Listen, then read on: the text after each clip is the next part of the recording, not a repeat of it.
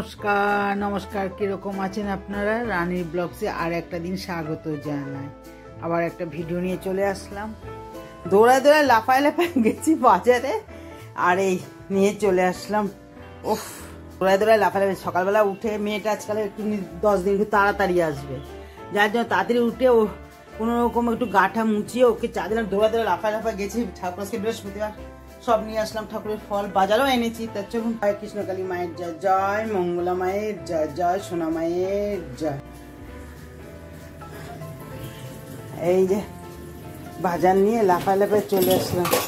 আয়, আর একজন গো এসে এই যে আয়, এই যে কি দাম বাবা, এখনো না, মূলা 80 টাকা, কোথাও 70 টাকা এরম চলছে।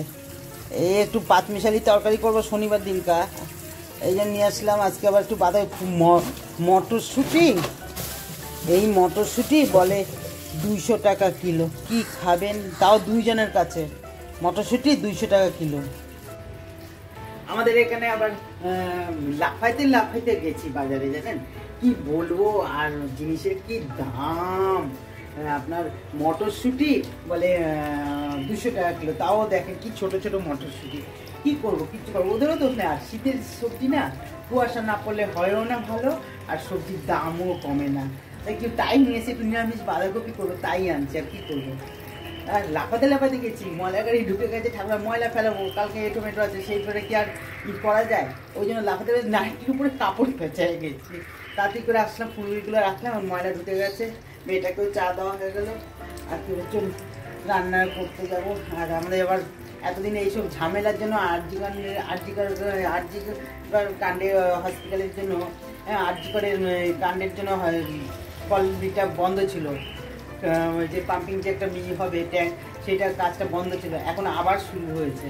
ওই জানি না 25 সালে যদি হয় তাহলে তো মনে করো ভাগ্য ভালো। আর কি করবো, ভীষণ জলে এত আয়রন না। আমাদের বেসিনগুলো দেখুন, আমি রোজ ঘষি, জানেন তো, বাথরুমগুলো লাল হয়ে থাকে, এত জলে আয়রন। এটা যে হলে যে কি বাঁচবো বলার মতো নেই। তো চলুন অন্য কাজে যাই। এক সবজি ধুয়ে চান টান করে পুজোটা দিয়ে নিলাম। আপনাদেরকেও এক ঝলক দেখিয়ে দিই বৃহস্পতিবারের পুজো। আর কি করব বাবা রে বাবা, মানে সকালবেলাটা না সত্যি কথা। তবে কি বলেন তো, পুজোটা দেওয়া হয়ে গেলে না নিশ্চিন্তে থাকা যায়।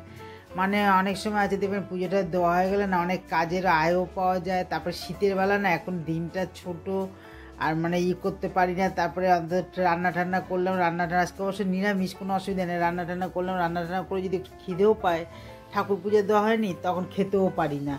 ওই জন্য পুজোটা নিয়ে গেলে নিশ্চিন্ত একেবারে পুরো।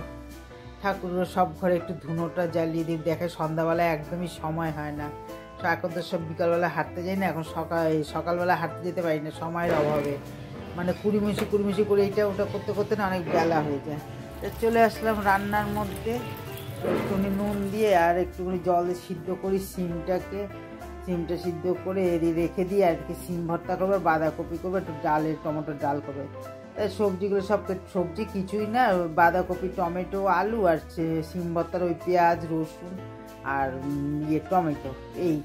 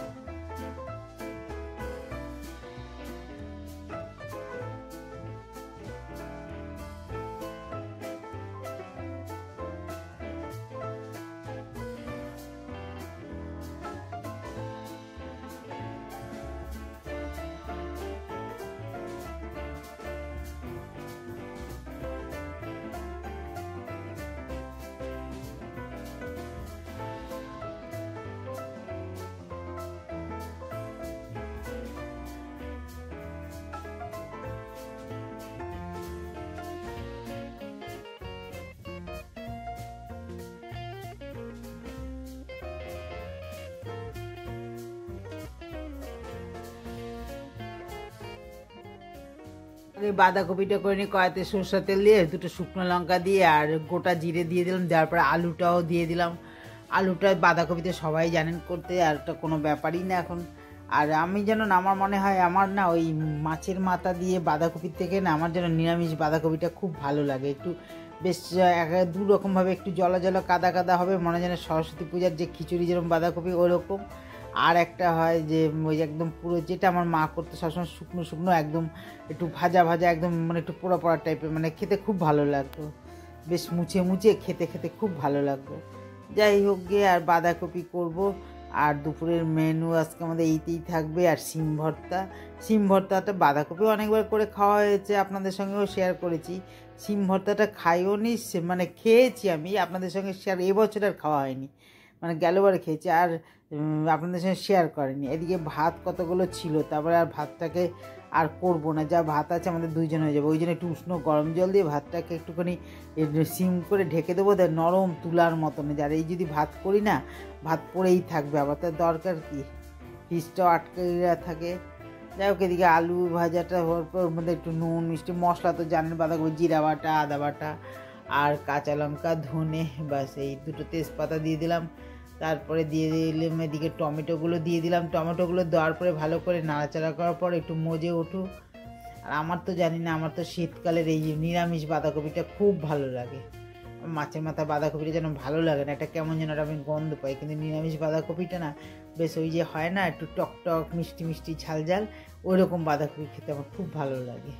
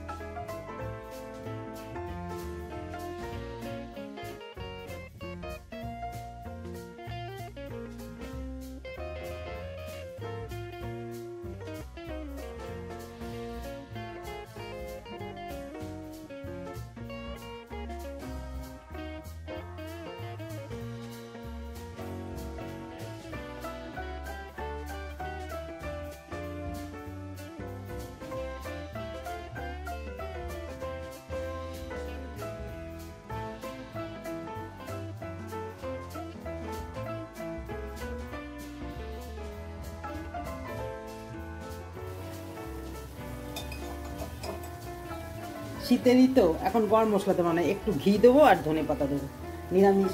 আর গরম মশলা দিলে এখন ভালো লাগবে না, সবে নতুন নতুন আর সবে শীতটা পড়েছে। বাঁধাকপি তো এখন সব কিছুই 12 মাসেই পাওয়া যায়, কিন্তু ওই যে একটা শীতের সিজনে নতুনত্ব যে একটা ঠান্ডার ওইতে, ওই জন্য গরম মশলা দেবো না। হ্যাঁ, একটু ঘি দিয়ে দিলাম, একটু ধনে পাতা দিয়ে দিলাম। এই দুপুরেরই আর সিম, তাও আর বেশি কিছু করবো না। এখন ডাল সিদ্ধ করবো কিনা ভাবছি, দেখি, নাহলে একটু ডাল সিদ্ধ বসিয়ে দেবো। আমাদের এনে আবার তো শুকনা খেতে পারে না, নিরামিষ হলে ডাল চায়।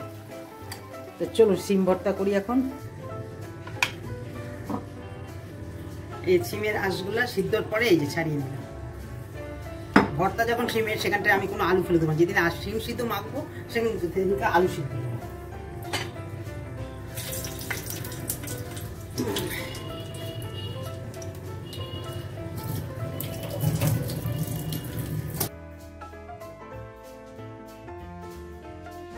সরষের তেলের রান্না, শুকনো লঙ্কা দিয়ে দিলাম, একটু পেঁয়াজ কুচি দিলাম, পেঁয়াজটা একটু নাড়তে হবে। এই সিমে ভর্তার না পেঁয়াজ বেশি ভাজা ভাজা করলে ভালো লাগবে না, পেঁয়াজটা জাস্ট একটু নরম হবে। পেঁয়াজটা একটু এরপরে এর মধ্যে দিয়ে দেবো একটু নুন দেবো, দিলে একটু মজে যাবে। একবার এই দিয়ে ভাত খেয়ে দেখুন, গরম গরম ভাতে রুটি দিয়ে খুব ভাল লাগে। আমি এর আগে খেয়েছি, প্রতিবারই আমার একবার করে হবেই কিন্তু আপনাদের সঙ্গে শেয়ার করতে পারিনি একবারও। তাই আজকেই ঠিক করলাম যে বাজারে যখন গেছি বেশ একটু টাটকা টাটকা বেশ চওড়া চওড়া সিমগুলো থাকে না, এই যে বলে ডায়মন্ড সিম, যাই হোক ওই সিমগুলো এনেছি। হ্যাঁ, তাই নুন দিয়ে দিলাম, দিয়ে তারপরে এর মধ্যে রসুন ছেঁচাটাও দিয়ে দিলাম। আর এখানে সিমের ভর্তাতে না রসুন বাটা দিলে ভালো লাগবে না, রসুন ছেঁচা। তারপরে দিয়ে পেঁয়াজ বেশি ভাজবো না, আর টমেটো কুচিটাও দিয়ে দিলাম। তারপর আর একটু মজে আসবে, তারপরে দিয়ে দেবো মশলা, দিয়ে দেবো। মশলার মধ্যে থাকবে কাঁচা লঙ্কা বলি, হলুদ আর কাশ্মীরি লঙ্কার গুঁড়ো আর মিষ্টি। এই সিম ভর্তাতে তার কোনো মশলা থাকে না, শুধু এই কটাই থাকে মশলা।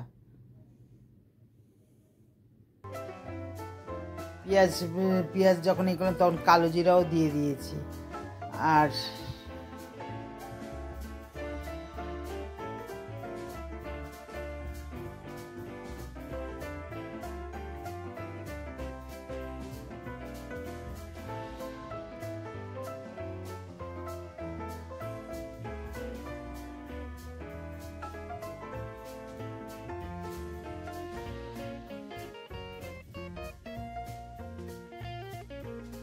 ভালো করে একটু নাড়া দিয়ে, এখানে আর কোনো জল দেওয়া যাবে না একদম, এই জন্য সিমটাকে বেশি ভাজিনি। সিম একটু নরম অবস্থা থাকলে একটু জলা জলা ভাব থাকে। আর মশলা দিয়ে দিলাম কাশ্মীরি লঙ্কার গুঁড়ো, হলুদ আর মিষ্টি দিয়ে দিলাম। তারপরে সিমটাকে একটু চটকিয়ে নিচ্ছি। আর দুপাশে শিরাটা তো সিদ্ধর পরে ফেলে দিয়েছি, সিমটাকে একটু চটকিয়ে নিই, তাহলে ভালো লাগবে। আর মিক্সার গ্রাইন্ডে বা শিলনোড়ায় বাটলে সেটা আবার ভালো লাগবে না। আঁশ যেটুকুনি হাত দিয়ে কষলে নেব, এবার যে কটা আঁশ থাকবে সেটা ফেলে দিলাম। এবার সিমগুলো দিয়ে দিলাম। সিমগুলো দেওয়ার পরে একটুখানি ধৈর্য ধরে একটু নাড়া দিতে হবে, তবে কোনো জল কিন্তু চলবে না। তারপরে ভালো করে অনেকক্ষণ নাড়া দিতে হবে। নাড়া দেওয়ার পরে তারপরে দেখলাম বেশ হয়ে এসছে। তারপরে একটুখানি দেবো, 2-3টে কাঁচা লঙ্কা দিয়ে দেবো। আর সিম ভাতটা না একটু ঝাল ঝাল না হলে না ভালো লাগে না, আর গরম ভাতে তো খুব ভালো লাগে। আর শীতকালে দেখবেন আমার শাশুড়ি মা সবসময় বলতো যে শীতকালে মশলাটা বেশি খাবে না, হ্যাঁ তেল মশলা বেশি খাবে না, কারণ শীতকালে শরীর বেশি কষে যায়, জল খেতে চায় না ঠান্ডায়। আর সবসময় একটাই কথা বলতো যে একটু রসুনটা রোজ খাওয়ার চেষ্টা করো। রসুনটা একটু বেশি, কারণ হচ্ছে শীতকালে তো শরীর ঠান্ডা লাগে, তো তাই জন্য রসুনটা গরম আছে। আমরা সবাই জানি যে রসুন, আমিও দেখেছি আমার বাবাকে, মা রসুন তেলের মধ্যে রসুন পুড়িয়ে গরম করে তারপরে সেটা বাবার বুকে মেখে দিত। তারপরে বাবার সারাদিন কাজ করতো, হাত পা ব্যথা করতো, সেটা করতো। আমার শাশুড়ি মাও তাই করতো। এই জন্য বলে সবসময় আমার শাশুড়ি মা বলে রসুনটা খাবার চেষ্টা করবে একটু বেশি, তাহলে শরীরটা গরম লাগলে ঠান্ডা কাশি টাশি হবে না। দেখলেই বুঝতে পারছেন হয়ে গেছে দুপুরের এই মেনু। তাহলে আসি, ভিডিওটা এই পর্যন্ত।